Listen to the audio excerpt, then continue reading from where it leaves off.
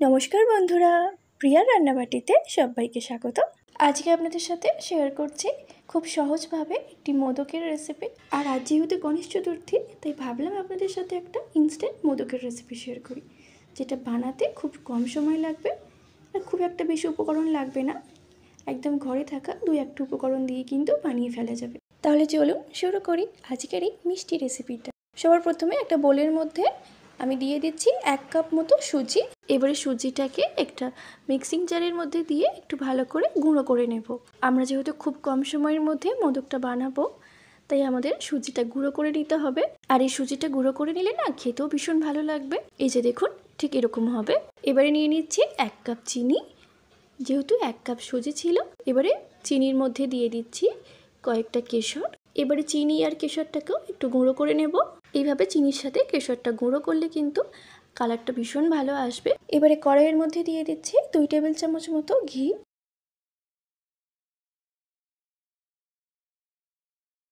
এবারে ঘিটা গরম হয়ে গেছে, এবার দিয়ে দিচ্ছি আমাদের গুঁড়ো করা সুজিটা। এবারে গ্যাসের ফ্লেমটাকে একদম লোতে রেখে আমাদের হাতে সময় নিয়ে খুব ভালো করে সুজিটাকে ভেজে নিতে হবে। তবে এই সময় কিন্তু একদমই গ্যাসের ফ্লেমটাকে হাইতে দেবেন না, তাহলে সুজিগুলো পুড়ে যাবে। কড়াইটা নাড়তে নাড়তেই দেখবেন সুজিটা ভাজার একটা সুন্দর গন্ধ আসছে, তখনই বুঝতে হবে আমাদের সুজিটা ভাজা হয়ে গেছে। এবারে দিয়ে দিচ্ছি চিনির গুঁড়োটা। এবারে চিনির গুঁড়োটা দিয়েও কিন্তু খানিকক্ষণ নাড়াচাড়া করে নেব। এই যে দেখুন, এবার হয়ে গেছে। এবার দিয়ে দিচ্ছি 2 কাপ মতো দুধ। আমি এখানে দুধটা ব্যবহার করছি, আপনারা চাইলে কিন্তু জলটাও দিতে পারেন, সেক্ষেত্রেও কোনো অসুবিধে হবে না।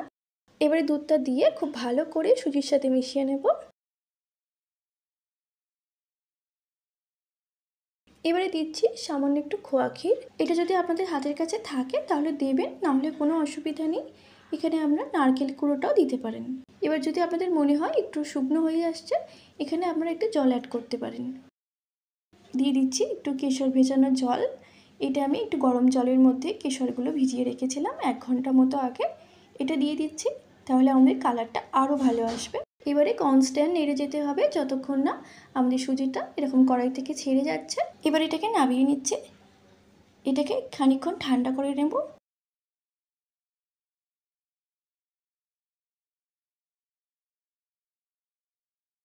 এবার একটু ঘি নিয়ে হাতের মধ্যে এভাবে বুলিয়ে দেব।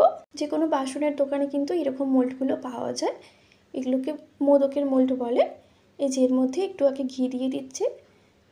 আর একটু সাজানোর জন্য আমি এখানে গোলাপের পাপড়ি আর কেশর নিয়েছি, আর নিয়েছি একটু পেস্তা কুচি, যাতে বেশ মোদকগুলো তৈরি হওয়ার পরে বেশ সুন্দর লাগে। তবে আপনারা কিন্তু এটা হাতেও করতে পারেন। হাতে করতে গেলে একটু ভালো করে গোল করে নিতে হবে, আর চামচটা যেখানটা দিয়ে আমরা ধরি সেই সাইডটা দিয়ে একটু একটা করে এরকম খাঁজ কেটে দিলেই হয়ে যাবে। কিন্তু এই যে দেখুন, অল্প অল্প করে নিয়ে দুদিকের মোল্ডের মধ্যে এরকমভাবে আস্তে আস্তে এরকমভাবে, এই যে দেখুন আমি যেভাবে করছি, এবারে দুপাশটা নিয়ে আলতো করে ঠিক এভাবে মোল্ডটাকে আস্তে আস্তে ভাঁজ করে নেব। এই যে দেখুন তৈরি হয়ে গেছে। কি সুন্দর কালারফুল হয়েছে না?